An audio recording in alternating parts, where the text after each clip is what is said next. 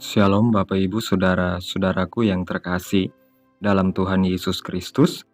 Selamat malam, salam sejahtera bagi kita semua dimanapun saudara-saudara berada. Selamat datang kembali di Renungan Kristen pada malam hari ini. Kiranya kekuatan dan sukacita oleh Roh Kudus melimpah dalam hati dan kehidupan saudara semua. Dan semoga saudara semua dalam keadaan sehat selalu. Pada malam hari ini, sebelum kita mendengarkan renungan firman Tuhan, mari terlebih dahulu kita berdoa. Allah Bapa kami di dalam kerajaan sorga, Bapa yang kekal dan ajaib, Bapa yang penuh kasih sayang, Bapa yang kami sembah, di dalam nama Tuhan Yesus Kristus, kami mengucap syukur Tuhan, oleh karena pertolongan-Mu di sepanjang hari, kami boleh dimampukan Tuhan, untuk melewati hari ini, melakukan tugas tanggung jawab kami, mengerjakan segala aktivitas kami dengan pertolongan Tuhan. Pada saat ini Tuhan, kami hendak mendengarkan firman-Mu, berilah pengetahuan, dan bimbinglah kami umat-Mu ini, agar apa yang Engkau firmankan dapat bekerja sesuai kehendak-Mu. Bukalah hati dan pikiran kami ya Tuhan, untuk mendengar dan menerima firman-Mu. Kiranya firman-Mu ini dapat kami lakukan di dalam setiap kehidupan kami dan menjadi berkat bagi kehidupan kami. Berbicaralah ya Tuhan, kami sudah siap menerima firman-Mu. Di dalam nama Tuhan Yesus Kristus, kami berdoa. Amin. Bapak Ibu Saudaraku yang terkasih, ayat renungan kita pada malam hari ini terdapat dalam Kisah Para Rasul pasal yang pertama, ayat yang ke-8, yang berkata demikian. Tetapi kamu akan menerima kuasa, kalau Roh Kudus turun ke atas kamu, dan kamu akan menjadi saksiku di Yerusalem dan di seluruh Yudea, dan Samaria, dan sampai ke ujung bumi. Mengalami kuasa Tuhan adalah sebuah pengalaman yang membawa kita lebih dekat kepada Tuhan dan membuat hidup kita penuh makna. Kuasa Tuhan bukanlah sekedar cerita dalam Alkitab atau sesuatu yang hanya terjadi pada masa lalu. Kuasa itu masih nyata dan aktif hingga hari ini, bekerja dalam kehidupan setiap orang percaya yang berserah dan berharap kepadanya. Yesus sendiri berjanji dalam Kisah Para Rasul pasal 1 ayat 8 ini, bahwa kita akan menerima kuasa ketika Roh Kudus turun ke atas kita. Kuasa ini bukan hanya untuk melakukan mujizat, tetapi juga untuk menghidupi iman kita dengan keberanian dan kesetiaan menjadi saksinya di dunia. Namun bagaimana kita dapat mengalami kuasa Tuhan dalam kehidupan sehari-hari? Yang pertama, kuasa Tuhan dapat kita alami melalui doa yang sungguh-sungguh. Dalam doa, kita tidak hanya berbicara kepada Tuhan, tetapi juga membuka hati kita untuk menerima kuasa-Nya. Doa adalah jembatan antara kelemahan manusia dan kekuatan Allah. Ketika kita berdoa dengan iman, kita menyerahkan masalah kita kepada Tuhan yang Maha Kuasa dan percaya bahwa Dia sanggup melakukan perkara besar di luar batas pemahaman kita. Kedua, kita mengalami kuasa Tuhan melalui firman-Nya. Dalam kitab Ibrani pasal 4 ayat 12 mengatakan, sebab firman Allah hidup dan kuat dan lebih tajam daripada pedang bermata dua manapun. Firman Tuhan memberi kekuatan, penghiburan, dan hikmat untuk menjalani hidup. Ketika kita membaca, merenungkan, dan mentaati firman Tuhan, kuasa Tuhan bekerja untuk mengubah hidup kita dari dalam ke luar. Ketiga, kuasa Tuhan seringkali dinyatakan dalam kelemahan kita.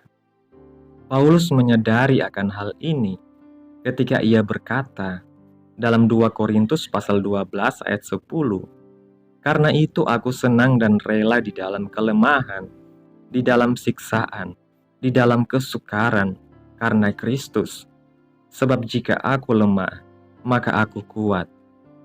Dalam momen-momen ketika kita merasa tidak mampu, Tuhan menunjukkan bahwa kuasa-Nya cukup untuk menopang kita.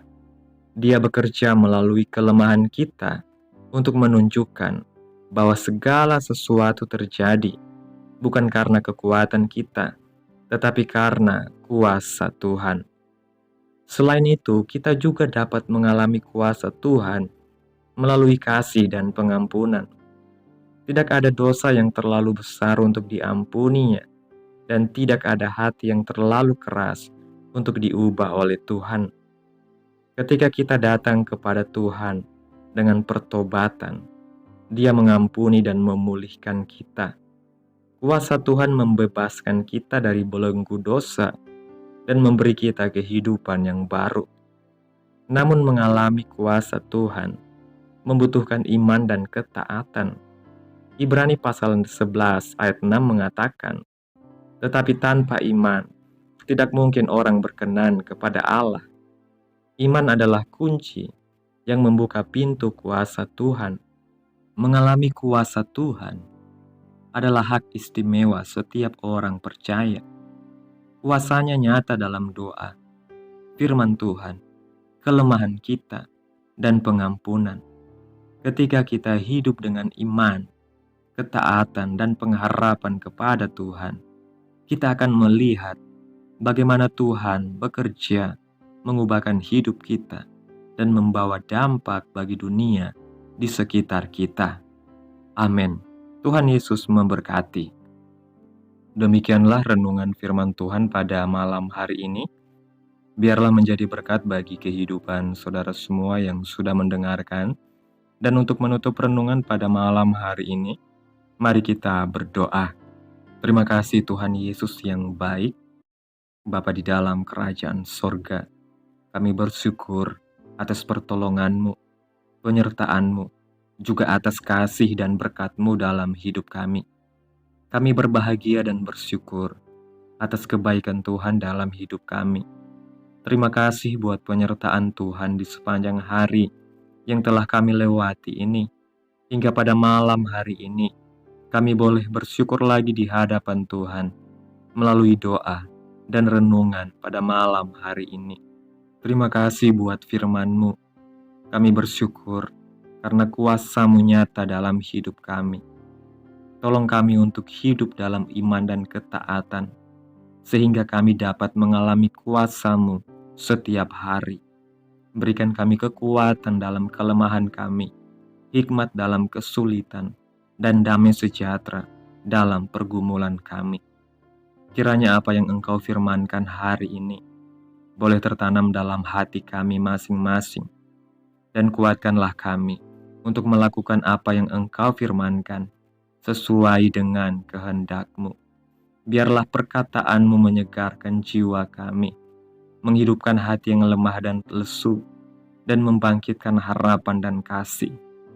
Berkati umat-Mu yang sudah mendengarkan firman Tuhan hari ini.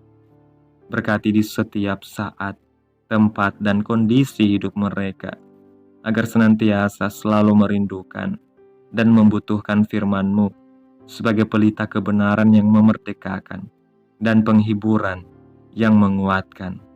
Ajarilah kami bahasa firman-Mu dan bimbinglah kami untuk selalu hidup sesuai kehendak-Mu, agar kami selalu dekat kepadamu.